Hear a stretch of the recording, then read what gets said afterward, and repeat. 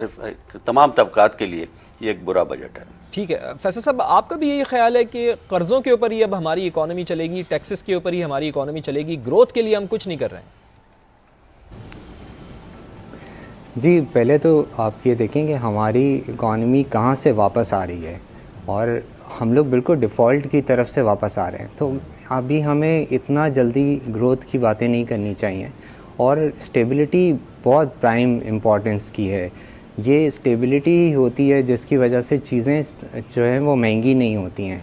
यानी कि आप आईएमएफ को कहें कि ठीक है आप बहुत हमारे लिए गलत किस्म की पॉलिसीज़ बनाते हैं, लेकिन हमारे यहाँ डिवैल्यूशन हमेशा जब हम आईएमएफ प्रोग्राम में नहीं होते, आप जितनी डिवैल्यूशंस के पीरियड निकाल लें पिछले, और आप ये देखें जब हमने आईएमएफ प्रोग्राम से नॉन कंप्लायंस किए तो वो डिवैल्यूशन शुरू हुई है, क्योंकि हमारे पास जो है वो डॉलर का इनफ्लो बिल्कुल रुक जाता है। और ठीक है हम डॉलर पे डिपेंड करते रहे हैं, लास्ट ईयर हमने नहीं किया। अगर हम देखें तो हमने सिर्फ 3 या 4 अरब डॉलर का नेट इंक्रीज़ किया है अपने डेट या लाइबिलिटीज़ में। तो पाकिस्तान लेवल पे जो टोटल जो डेट और लाइबिलिटीज़ हमारी सिर्फ 4 अरब डॉलर से इंक्रीज़ हुई हैं, जबकि प्लान 22 अरब डॉलर का था इंक्रीज़ करने का, लेकिन वो प्लान के मुताबिक हमें कर्ज़े मिले ही नहीं।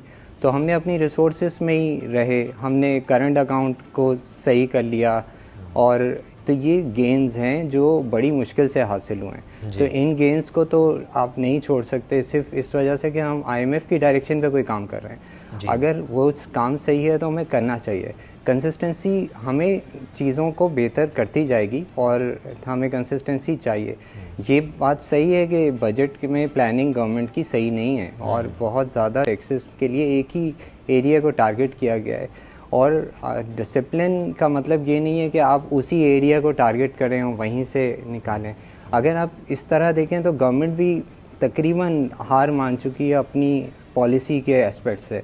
वो इनडायरेक्ट टैक्सेस पे चली गई है और अब पेट्रोलियम डेवलपमेंट लेवी और स्टेट बैंक की इनकम, ये 4-5 उनके पास बड़े सोर्सेज ऑफ इनकम आ गए हैं। 4% तो आपका जीडीपी का जो है वो इनडायरेक्ट टैक्सेस से आना है, इससे आना है, सॉरी पीडीएल और ये सारी जो आपने इंक्रीज़ किया है नॉन टैक्स रेवेन्यू, और तकरीबन ये बराबर होता जा रहा है आपका जो डायरेक्ट टैक्सेस हैं। तो डायरेक्ट टैक्सेस और आपका नॉन टैक्स रेवेन्यू अब तकरीबन बराबर होने वाला है।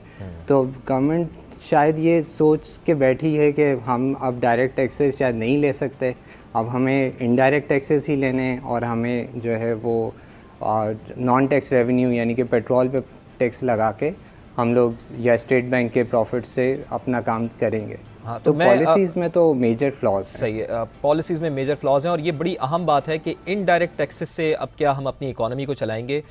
इसके ऊपर मैं तफसील से आपसे गुफ्तगू करूंगा, चूँकि एक ब्रेक का वक्त हुआ चाहता है। एक ब्रेक लेते हैं, बाद अपनी गुफ्तगू का सिलसिला यहीं से आगे बढ़ाएंगे। आप देखते रहिए समा।